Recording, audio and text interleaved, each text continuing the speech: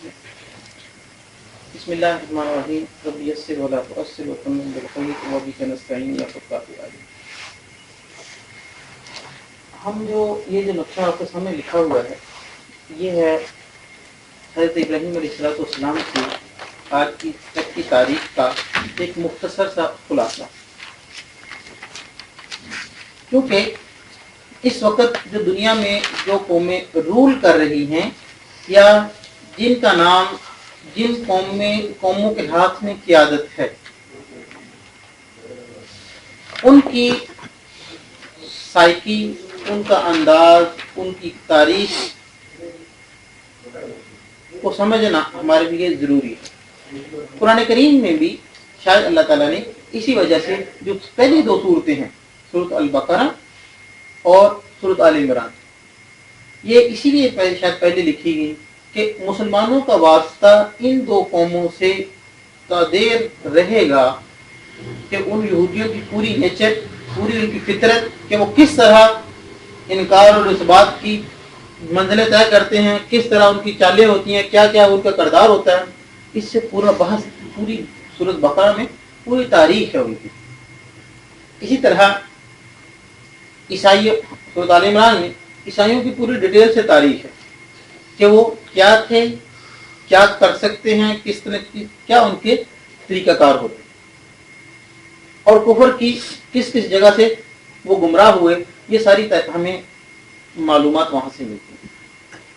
جب ہم عصر حاضر میں ان دو قوموں کا مطالعہ کرتے ہیں یا ان دونوں قوموں سے ہمارا واسطہ پڑتا ہے تو بعض مقامات پر تو ہمیں نظر آتا ہے کہ وہ کسی مذہب سے چمٹے ہوئے نظر آتے ہیں کہ اپنے آپ کو منسوب کرتے ہیں کبھی سیدنا عیسیٰ علیہ السلام کی طرف اور سیدنا موسیٰ علیہ السلام کی طرف، لیکن بعض معاملات میں وہ مذہب سے جان چھڑاتے بھی نظر آتے ہیں اور مذہب کو اپنے اداروں سے، اپنے معاملات سے بے دخل کرتے ہوئے بھی ہمیں نظر آتے ہیں. تو جب وہ مذہبی رہنمائی کی طرف جاتے ہیں تو پھر وہ کہاں سے لیتے ہیں، اور جب وہ مذہب کو بے دخل کر کے خود ایک اثر نو سسٹم بیان کرنے کی کوشش کرتے ہیں تو تب اپنی بنیادیں وہ کہاں سے تلاش کرتے ہیں. اس سوال کے جواب کے لیے یہ سارا میں آپ کو پڑھاؤں کہ جب وہ مذہب کو بے دخل کر کے اپنا سماجی، سیاسی اور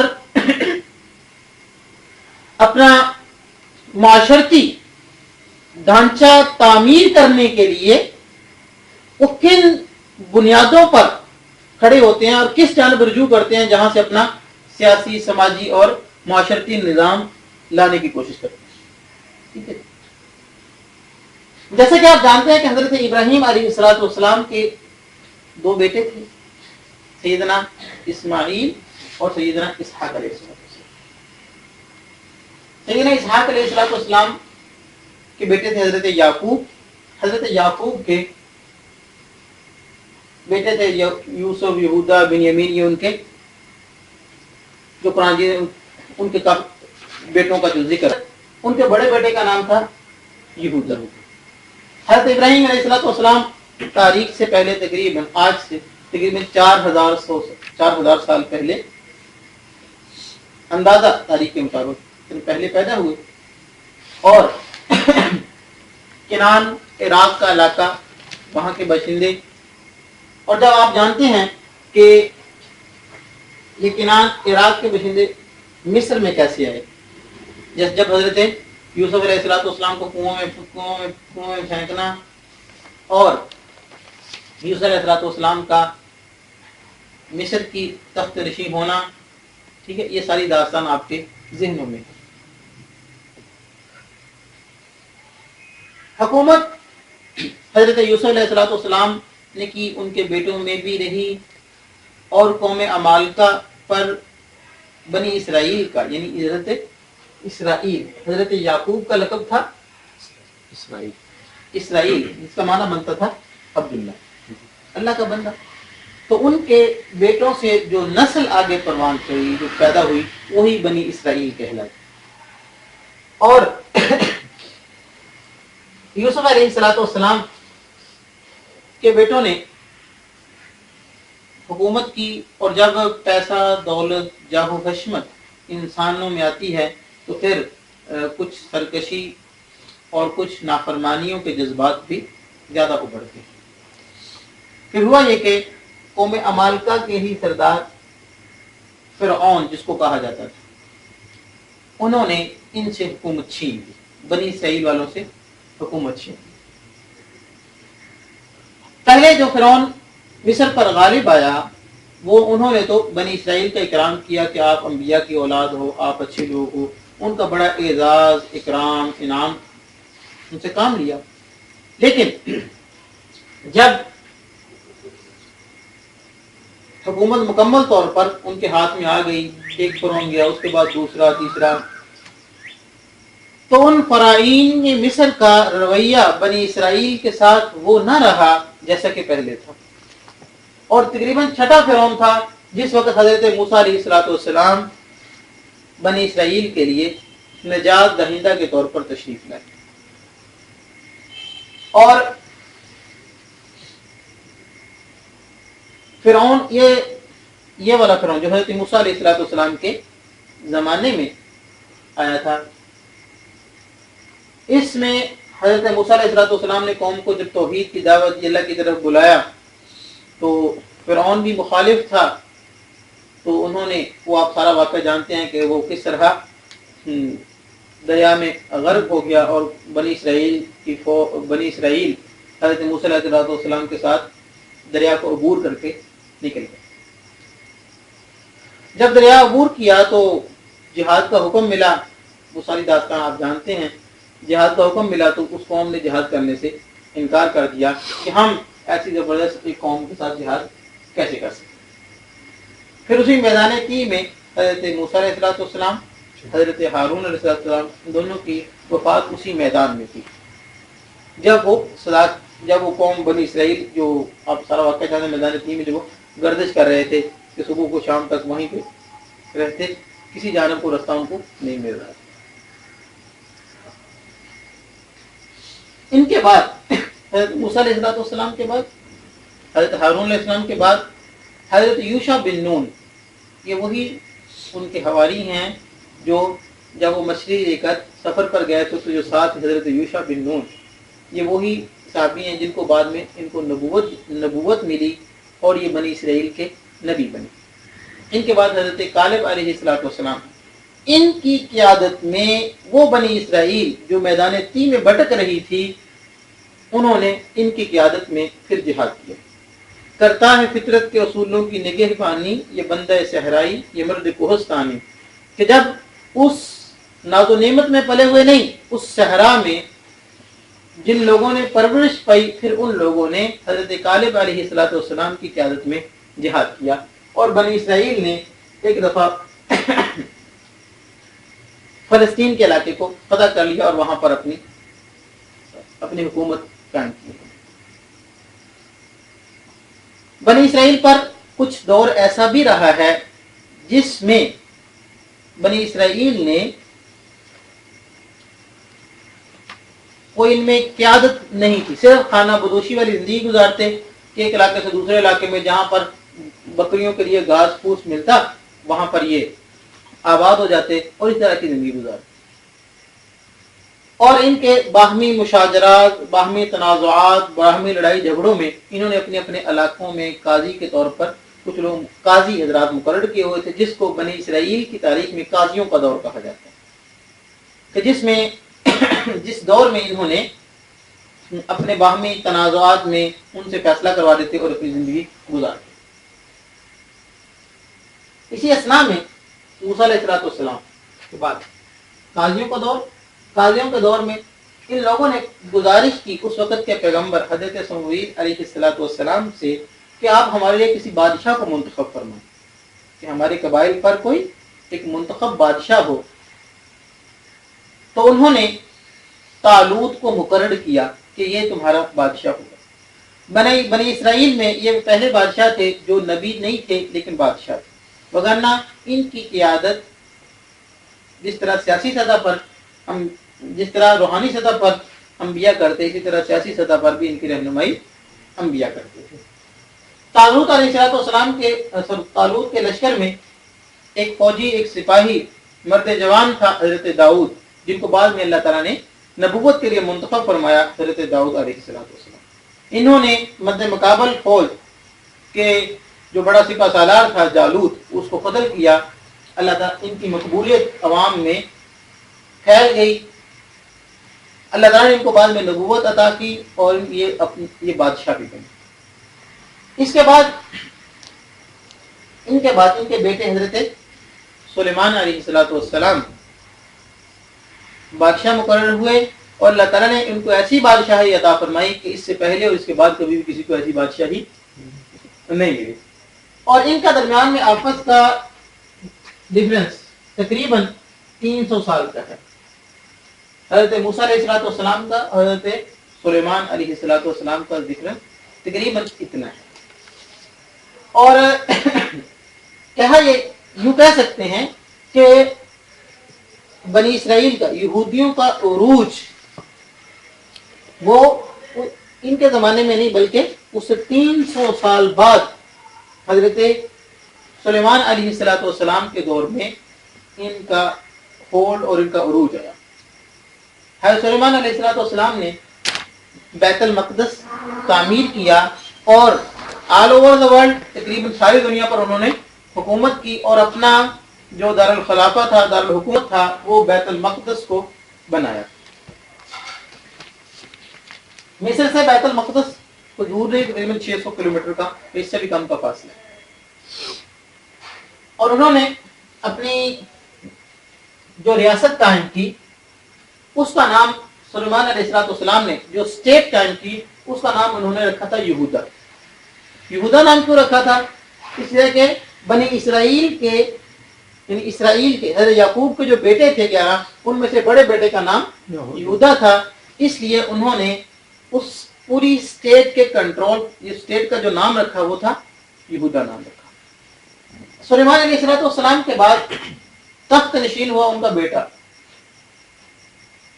جس کا نام تھا رجعام، اور یہ نااہل شخص تھا جو حکومت کو ویسے کنٹرول نہیں کر پایا، اور اپنی زندگی عیاشی میں اور دوسرے کاموں میں اس نے صرف کی. تو یہودا کی اسٹیٹ میں سے ہی، اس حکومت میں سے بھی ہی ایک شخص بوریعام، جس کا نام لکھا جاتا ہے تاریخ میں،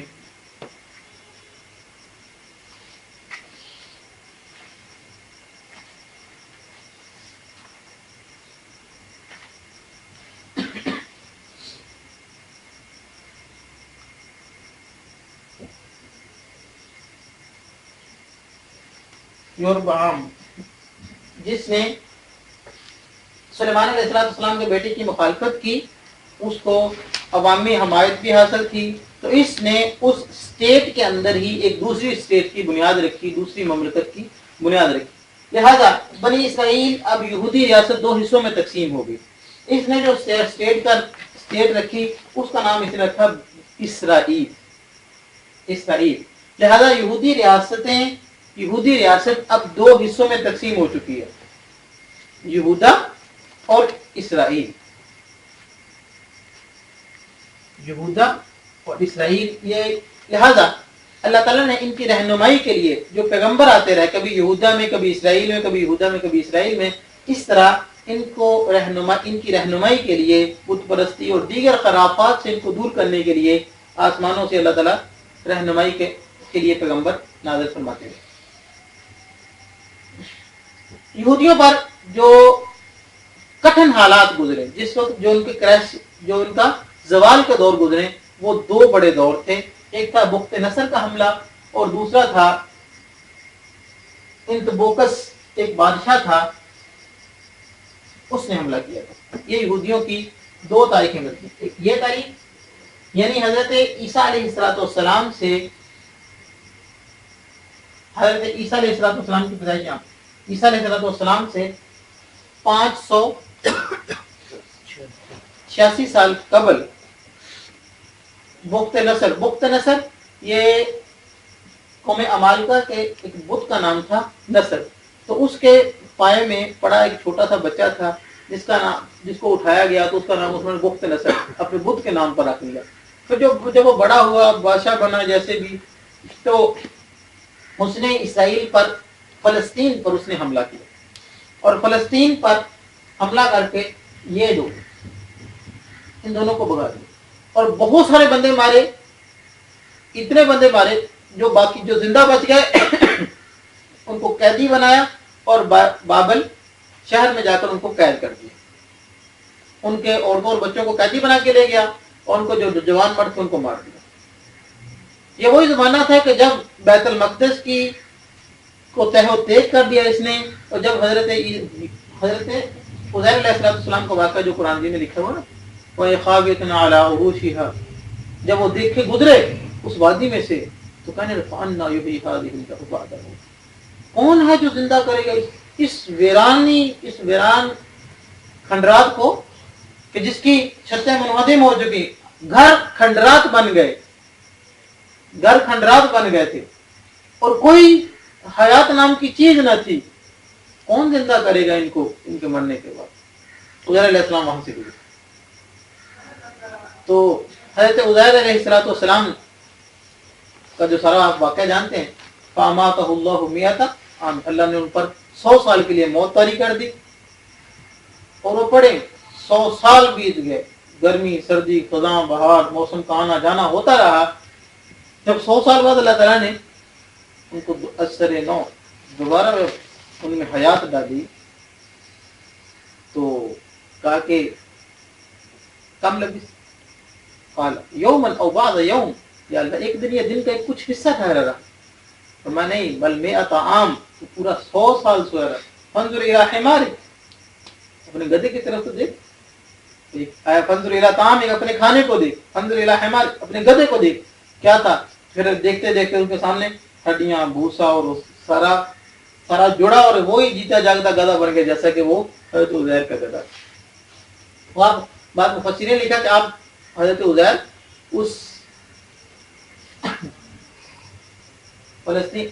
شہر سے, فلسطین کے شہر بیت المقدس سے گزر رہے تھے تو یہ واقعہ پیش ہے.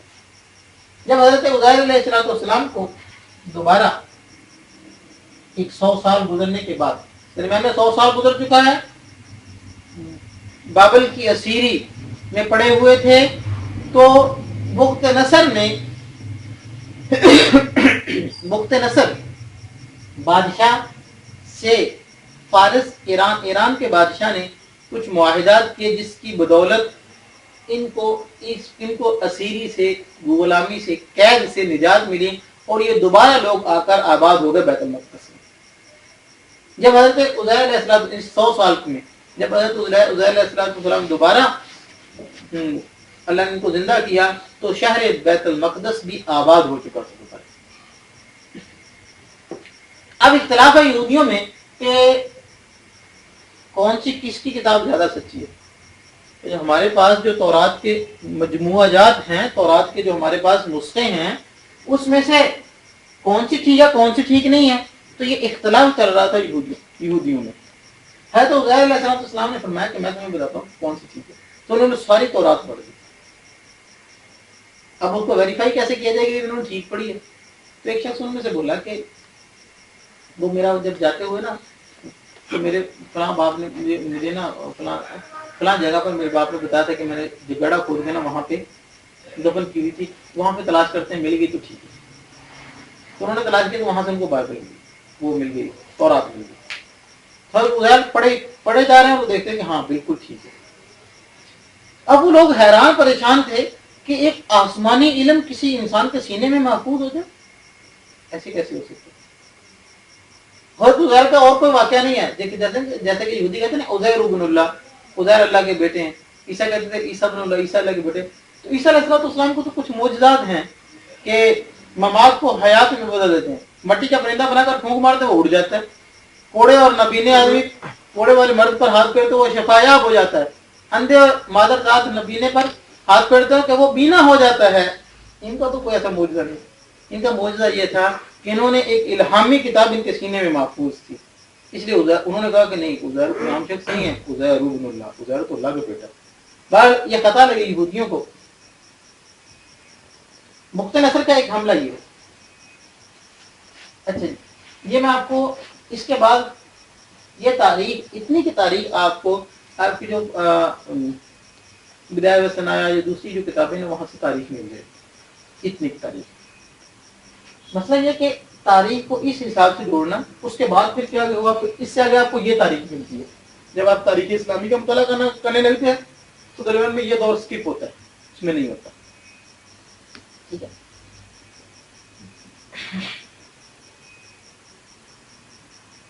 इससे पहले ये है यूनानी दौर। यूनानी दौर में मतलब ये कि बुख्तनसर ने जब हमला किया, और ये सारा जमाना, और दूसरा हमला जो आपको तारीख किताबों में मिलेगा, इंतबोकस ने जेरूसलम पर हमला किया। इंतबोकस ये रूम के बादशाहों में से एक बादशाह था। ठीक है जी, इंतबोकस ये रूम के बादशाहों में से बादशाह था। ये रूम और यूनान की तारीख दरमियान में यहाँ से रूमी दौर शुरू हो जाएगा, यूनानी दौर और रूमी दौर। जगह कम होने की वजह से मैंने ऊपर ले गया। ठीक है जी, यानी जब बुख्तनसर हमला कर रहा है, उसी असना में कुछ और डेवलप हुकूमतें दुनिया में मौजूद हैं। ये पहले यूनानी दौर, यूनान की हुकूमत थी जिसका दारुल खिलाफा एथेंस, जिसका दारुल खिलाफा है, और इस हुकूमत के क़याम के तकरीबन 300 साल बाद, 6वीं सदी हिजरी, 6वीं सदी क़ब्ल अज़ मसीह, इससे पहले का दौर, ये जो आपको अभी पढ़ा ना यहां से,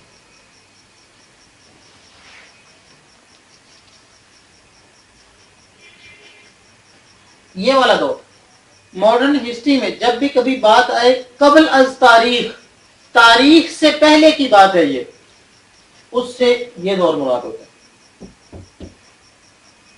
बाद अज़ तारीख, जब तारीख की किताब लिखी जानी शुरू हुई, जब तारीख को लोगों ने लिखना शुरू किया, तो ये फर्द यहां का था पहला जिसने तारीख को लिखना शुरू किया। लिहाजा तारीखी एतबार से जब आप गुफ्तगू करेंगे तो इस हिस्से को, इस पोर्शन को खत्म कर दिया जाता है। कहता है कि ये क़ब्ल अज़ तारीख की बात है, उस वक्त तक इंसान को भी शऊर ही नहीं आया था। ठीक है, वो ये हिस्सा होता है। इस वक्त यहां पे खड़ा शख्स